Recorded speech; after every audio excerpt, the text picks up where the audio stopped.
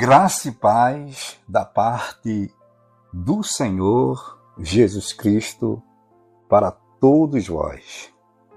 Hoje eu quero dar um tema para a palavra do dia dizendo: Ele não foi dominado. E quero subordinar esse tema no texto bíblico que se encontra no Evangelho de Jesus, escrito por João, capítulo 10, vou ler do versículo 16 ao 18. Dizem assim: Ainda tenho outras ovelhas que não são deste aprisco. Também me convém agregar estas, e elas ouvirão a minha voz, e haverá um rebanho e um pastor. Por isto o Pai me ama, porque dou a minha vida para tornar a tomá-la. Ninguém a tira de mim, mas eu de mim mesmo a dou. Tenho poder para a dar e poder para tomar-a de volta. Este mandamento recebi de meu Pai. Hoje é 11 de setembro de 2024. Deus Todo-Poderoso, amado Pai, é no nome de Jesus que estou aqui em oração. Quero te agradecer por esse momento, te apresento cada pessoa que está me ouvindo, a família de todos, cura os doentes, resolve as questões de todos, abençoa minha família, minha vida, essa missão. Eu te peço que seja assim, em nome de Jesus. Perdão, pessoal, estou um pouco rouco.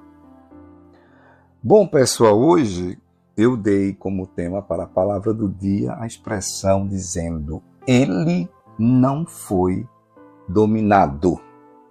E pelo texto base que eu associei a esse tema, a senhora, o senhor, vocês já perceberam que eu estou falando de Jesus e que ele não foi dominado.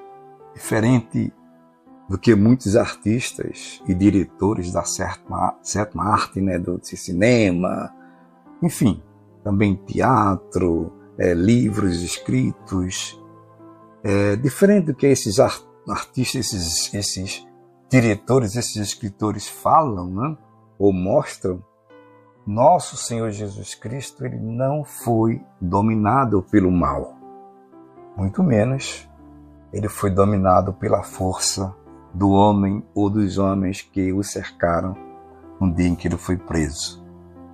Nós entendemos, ele mesmo diz, que ele entregou a sua vida. Claro que tem um motivo para tudo isso.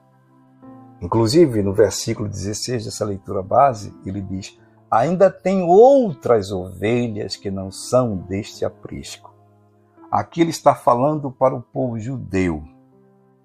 Olha, eu vim para vocês, quero ser o pastor de vocês, quero que vocês sejam minhas ovelhas, mas eu ainda tenho outras ovelhas que não são aqui. Não são judeus, como vocês são. E aqui ele estava se referindo às demais nações. Nós temos, segundo a teologia, 3 tipos de povos: judeus, gentios e igreja, no sentido de identificarmos como se classifica, cada povo dentro do plano do projeto de Deus para a salvação. Jesus veio para os judeus o rejeitaram, não receberam, deu lugar para nós, os gentios aceitando, transformou-se em igreja, e esta sim é a que vai morar eternamente com o Senhor.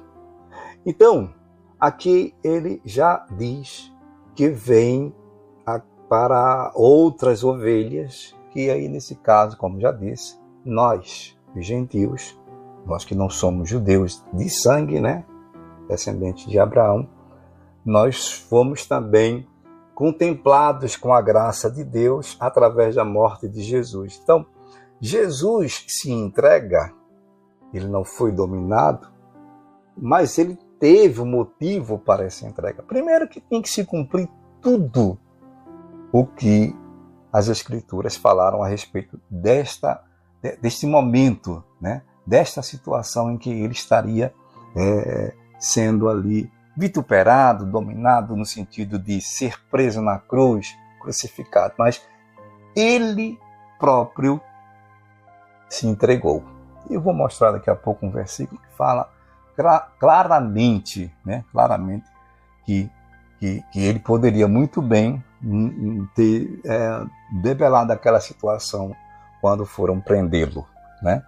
Então, a partir do momento em que Deus, o Criador, lá no Éden, promete ao primeiro homem caído, no caso Adão, faz uma promessa que este homem chamado Jesus, seu filho, filho de Deus, iria se entregar para resgatar Adão caído. A partir dali, houve outras séries de promessas, né? Ao longo do Velho Testamento, Novo Testamento, se cumprindo ali depois que João Batista batiza Jesus, se cumprindo o aparecimento ou a pessoa física daquele que havia sido prometido lá no Éden pelo Criador. Então, o motivo da entrega de Jesus foi para nos salvar. Ele se entregou, morreu por mim e por você. Há uma expressão, como eu disse agora há pouco, que eu iria explicar, que se Jesus quisesse que aquela situação, ou ficar livre, né, daquele momento de prisão, ele teria feito isso. Não é? Ele teria feito. Mateus, ele registra, o evangelista Mateus, no seu capítulo 26, vou ler do versículo 53 ao 56. Diz assim: ou pensas tu, isso é Jesus falando, tá? Para um dos que estavam ao seu lado, quando aqueles homens foram prender Jesus, aí um daqueles seus seguidores, um dos seguidores de Jesus, pegou a espada e tentou arrancar a cabeça fora de um daqueles que foram prender Jesus, um tal de Malco, e foi onde a orelha dele foi decepada e Jesus colocou no lugar. E aqui Jesus está falando para ele: ou pensas tu que eu não poderia agora orar a meu Pai e que ele não me daria mais de 12, presta atenção nessa expressão, mais de 12 legiões de anjos? Então, se Jesus quisesse não ser preso, se Jesus quisesse resolver aquela questão, era muito simples. Orava o Pai e ele mandaria mais de 12 legiões de anjos. Segundo a numerologia romana da época, uma legião de anjos, ou uma legião, representava aproximadamente 6.000 soldados. Vamos multiplicar isso por 12, aproximadamente 72 mil anjos, somente naquele momento, para Jesus, né? Se Jesus quisesse que aqueles homens que foram prendê-lo fossem dominados por 72 mil anjos, 12 legiões de anjos. Inclusive, eu me lembro que um anjo só destruiu mais de 185 mil inimigos de Israel. Um anjo só. Imagina 12 legiões, ou seja, 72 mil anjos. Mas segue o texto. Como, pois, se cumpririam, eu estou lendo Mateus 26, agora o versículo 54, e vou ler até o 56. Repito. Como, pois, se cumpririam as Escrituras, que dizem que assim convém que aconteça? Como eu falei agora há pouco, né? Desde o Criador lá no Éden, depois os profetas falaram, salmos também foram escritos sobre esse momento. E Jesus relembra isso aqui. Como ia se cumprir, né? As Escrituras. Versículo 55. Então disse Jesus à multidão: quer dizer, aqueles que foram prendê-lo, saíste como para um salteador, ou seja, como se fosse um marginal, um criminoso, um ladrão, um tipo de Barrabás naqueles dias, né? Aí Jesus diz, vocês vieram com espadas, varapaus para me prender? Todos os dias me assentava junto de vós, ensinando no templo, e não me prendestes. Aí ele explica agora, versículo 56. Mas tudo isto aconteceu para que se cumpram as escrituras dos profetas. Então todos os discípulos, deixando, veja, Jesus ficou só, fugiram. A partir do momento da prisão de Jesus, pronto, Jesus ficou só. Meu Deus, como Jesus sofreu. Fico parando aqui agora, pensando nesse momento, sabe? Exclusivamente desse momento da prisão de Jesus. Primeiro, eu vejo ele com todo o poder para se livrar disto, da prisão. Mas ele fez isso, se submeteu, se entregou, deixou aquelas pessoas dominarem. Não é que ele foi dominado, ele se deixou ser dominado. Por mim, por você. Glória a Deus. Obrigado, Senhor Jesus. Então, gente, eu quero concluir. Eu não quero nem mais falar sobre o texto base, porque o texto base por si só já explica tudo, né? Quando ele diz aqui no versículo 17, de João capítulo 10, a leitura base, ele diz, por isto o Pai me ama, porque dou a minha vida para tornar a tomá-la. Jesus, gente, é o Senhor de tudo. Jesus é o Senhor da vida. Jesus é o Senhor dos senhores. E eu quero deixar aqui declarando uma palavra de vitória para você, para a senhora, para o senhor. Por que você, a senhora, o senhor está com medo? Está ainda com dúvida no seu coração? Deixe quem quiser falar de você. Que você não presta, que você não serve, que Deus não está nem aí para você.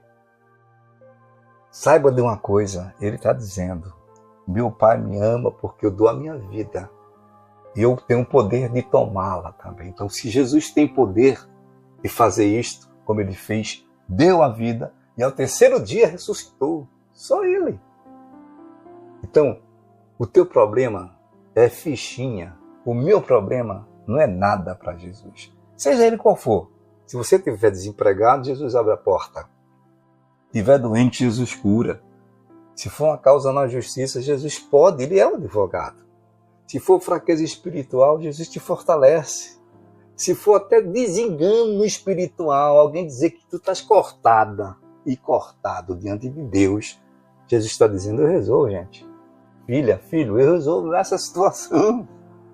Jesus não quer perder ninguém. Então fica no teu lugar, no tempo certo, Deus vai agir. Tá bom?